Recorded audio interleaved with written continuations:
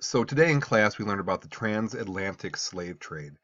And I know you've been exposed to some learning about slavery in your US history, but hopefully today you can put slavery in the broader construct. When Columbus arrived in 1492, this began European exploration and a brand new economy that was fueled by slavery or coerced labor. But before we talk about that, slavery was with human beings for the entire part of our history. If you look at the list on the left here, all of these civilizations did have slavery. It was a universal institution, but it wasn't the dominant engine of the economy until maybe 500 years ago or so. And there's a distinction between Old World slavery and New World slavery. Old World slavery was not based on any racial distinction. So if the Romans came through and they conquered you, they would enslave you regardless of color. New World slavery, definitely racial. There's a racial distinction with New World slavery. Old World slavery was not necessarily a permanent condition. For instance, you might be indebted to somebody, you have some financial problems, you can work as a slave for X amount of time, work it off, and you can become free again. New World slavery was a permanent condition. So, how can you justify an institution like slavery? Now, the early civilizations said, it was accident, it was bad luck. You didn't, you know, didn't work out for you. Now, this primary source is showing from Mesopotamia, the first civilization that we have record of. And you can see they have slavery in that society. Now, as we move up to Western civilization, now Aristotle may be the man most responsible for how we think in the West. If you recall Socrates to Plato to Aristotle, he had a notion of the natural slave, and I'll quote him. He said, "For that some should rule and others should be ruled is a thing not only necessary but expedient. From the hour of their birth, some are marked out for subjection, others for rule." If you can't interpret that, he's essentially saying there are some people who are really sharp, really productive, they should be running the show. There are some people who are not very bright, not very productive, they should be enslaved. Not a very nice notion in modern times, but that's what he said.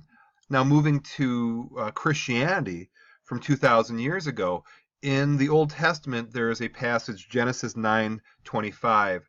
A servant of servants shall be unto his brethren. Essentially, there was this notion in Christianity that Ham was black and that he should be enslaved and all of his ancestors should be enslaved. So this passage from the Old Testament was used to justify slavery in Christian nations. And then it got a little bizarre. In the 18th century, there was this pseudoscience, this quack, nutty science called phrenology that said that the contours of the skull dictate who they are. And this was seen in the movie Django Unchained when Leonardo DiCaprio had the skull of his former slave to justify why his slave was a slave. And this was actually passing as science for a while, unfortunately. So here's the question, why Africa? Of all the places in the world, why Africa? Now, Africa, unfortunately for them, had the perfect storm of vulnerability. Fighting among themselves, political fragmentation. They weren't a unified group. Sailing routes. It is not difficult to go from Portugal here and simply follow the coast. So that's why we see the majority of slaves coming from these western coasts of Africa, because it was easy to get to. Easy sailing route. A lot of people. If you're looking for people, you go where there's a lot of people. The people here had skills, and skills that were valuable to the Europeans. And there weren't any diplomatic repercussions, meaning you could do that as a European nation and face no fallout, no negativity from anybody else. So this perfect storm converged to make Africa the place where slaves were taken, starting after the time of Columbus in 1492. So here's the question, why not others? So I've had people ask me in class, so the Europeans arrive in the Americas, why didn't they enslave those people? Now, there was thoughts of that and efforts to do that, but as you learned earlier, these indigenous peoples were decimated by disease, in particular smallpox. So that was a challenge in terms of numbers. If you took one of these individuals and say, go out there in this field and do what I tell you, they had an intimate knowledge of the terrain. They could just get away. And the Europeans weren't able to follow them. Different agricultural skills, a different skill set, a supply deficit, and it was not expedient to do that. So Africa was chosen. And there were 7 European nations that participated: Britain, Denmark, France, Holland, Portugal, Spain, and Norway.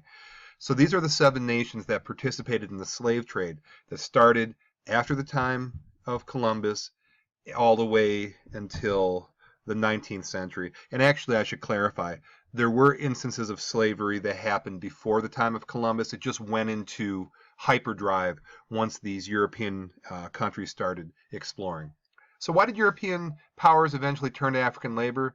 Their own labor supply was insufficient. Again, epidemics reduced the native population. And there was real strong evidence of deeply held racist sentiment that African peoples were beneath them. And in English colonies, supply of servants decreased as well. And what happened was a trip on the Middle Passage. And in class, we saw the film clip from the movie Amistad that was very vivid to show this passage. So this was the trip from Africa to the Americas, where you worked getting raw materials, and then these raw materials were taken to European nations, turned into finished goods with their profits. They went back to Africa to get more slaves, to come back here to get more raw materials to make finished goods, and this triangle became known as the triangular trade route, and the trip across the Atlantic Ocean from Africa to the Americas was called the Middle Passage. In the Middle Passage, there were approximately 60 forts built along the west coast of Africa. Should be built, not built. And the walk there was difficult in itself. The mortality rates were high. And very dehumanizing treatment from the beginning. Getting branded, if you can imagine, a red-hot iron being burned into your skin, and put in dungeons until they boarded the ships. The dehumanizing treatment started right out of the gates. And conditions on board the ship were hell on earth. I don't know how else to put it. Chained together, crammed into spaces. I mean, to the point where you couldn't even turn around. We read that primary source in class where the English doctor was asked, can people turn? They cannot even turn. They were like spoons together. And they would pack people into ships to where, suffocation, asphyxiation, dysentery, horrible, horrible conditions, little ventilation, human waste. In the primary source, the tubs of human waste was described as children falling into them. A real horror show. And there was a philosophy whether to tight pack or loose pack. And this is an example of tight packing. And each of these little lines represents a person. And the thought was, well, we're going to put more people. We're going to put way more than the ship can even hold. We know the rate is going to be a 25% mortality rate, so more are going to die. But if you put more people in, we will have more people get off the boat when they arrive in the Americas.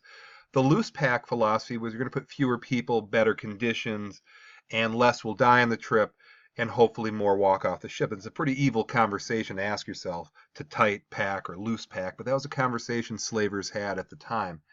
And the journey lasted 6 to 8 weeks, high mortality rate. In fact, people were insured because of the mortality rate.